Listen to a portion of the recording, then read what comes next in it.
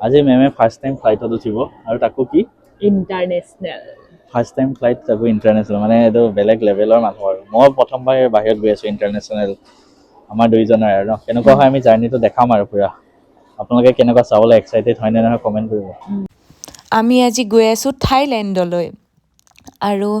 জীৱনত সকলোখিনি মোৰ মা দেউতাই দিছেই কিন্তু সেই বস্তুটোৱে এজন স্বামী বা প্ৰতিজন মানে এজনী ছোৱালীয়ে বিচাৰে আৰু সেইখিনি গোটেইখিনি সপোন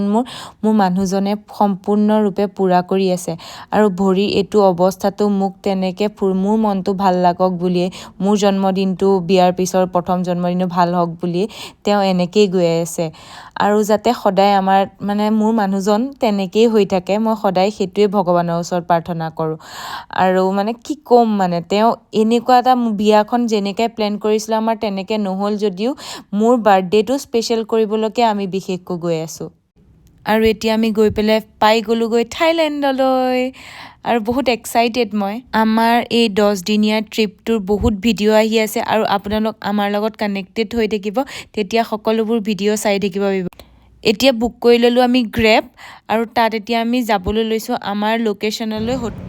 অথনিৰ পৰা মানে কলিং বেল বজাই আছোঁ কিন্তু কোনো খোলাও নাই এতিয়ালৈকে কি বা হোটেলডাল মানে চাওকচোন এতিয়া মানে চিনাকি জেগা তাতে আমাৰ চিমটো এতিয়ালৈকে এক্টিভেটেই হোৱা নাই